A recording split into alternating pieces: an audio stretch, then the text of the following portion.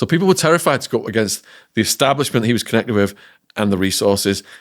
Papal knighthood, knighthood from Thatcher and the Queen, Freemason, all kinds of connections. His links to the army, the Marines. That's how he came in under Mountbatten. You know, Mountbatten was doing stuff with the Marines, and he would just basically walk into Buckingham Palace and waltz around. Bloody hell. Yeah.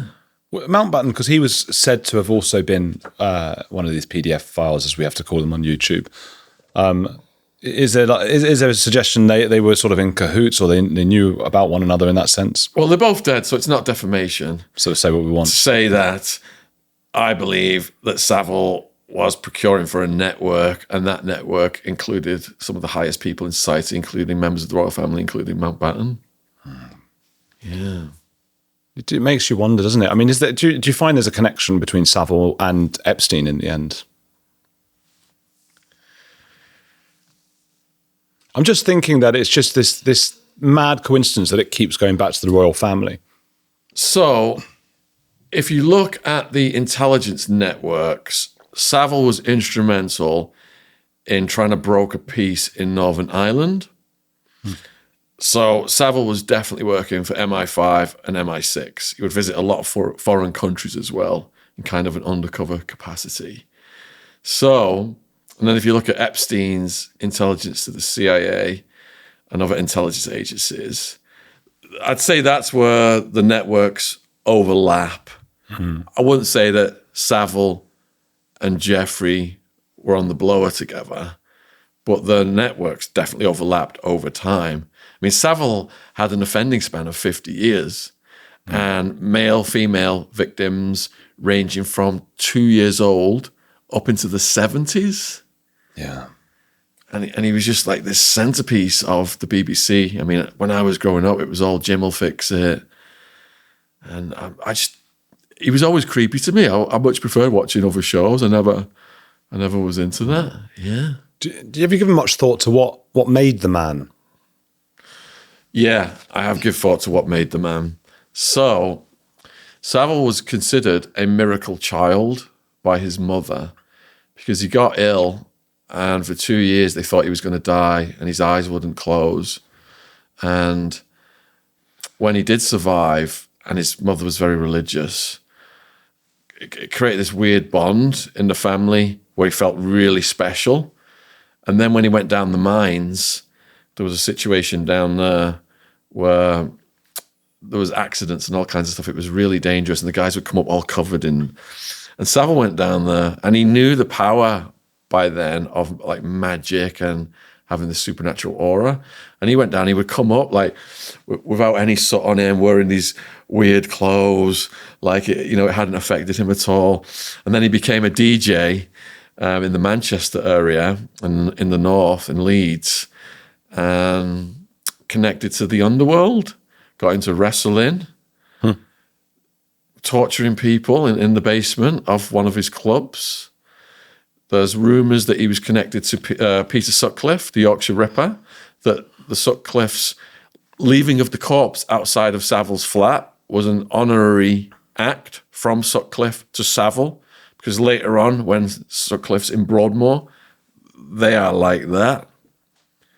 Savile was brought in as a suspect in the Yorkshire Ripper killings. Wow. The sex workers.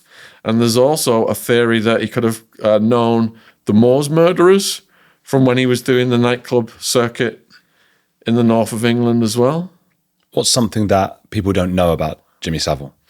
Probably those two things I just said about his connections with the serial killers and how close that he was to them in Broadmoor.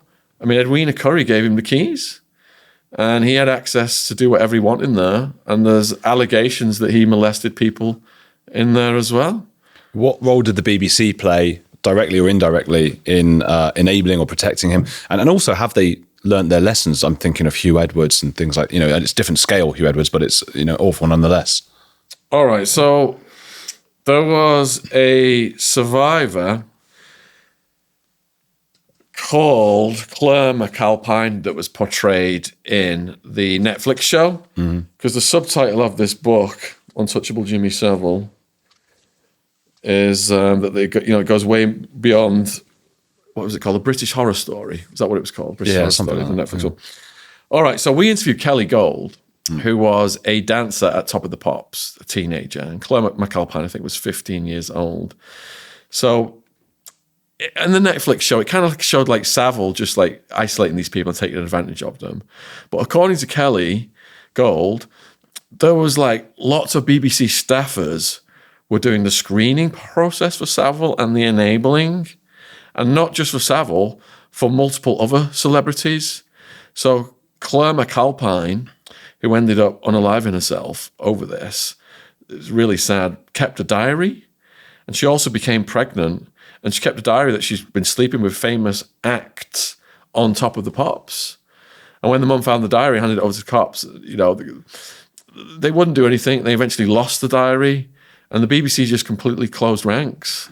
And they made these girls out to be terrible people, which is something that they often invert it, like in the Franklin scandal. They call them child sex workers and things like that, which Sonia Poulton schooled me on. I used that term once, and she told me off. When I was researching one of these cases, and he would we interviewed a lady who was a survivor of, what was it called? Duncroft Girls' School, that's the word I was looking for. He called it his sweet shop. So he would show up in his Rolls Royce. The lady, the headmistress, was a real Savile enabler. She worshipped him, and anything that happened to those girls, she said they had it coming. Wow. They were basically just out of control sluts as far as she was concerned. So he would roll up in his Rolls Royce, and he would bring the girls like perfume and sweets and stuff to seduce them, and then take them out to the countryside and get them to give him oral sex and things like that. The cops pulled him over one time and knocked on his window. I mean, this is how insulated he was and how cocky he was. And the cops looked in. There was this 15-year-old girl in there with Jimmy, and the cop said to Jimmy Savile and the girl, is everything all right? And Jimmy's like, yeah, I'm just waiting for us to turn 16 at midnight. Now off you fucking go. 91% watching Heretics clips are not subscribed.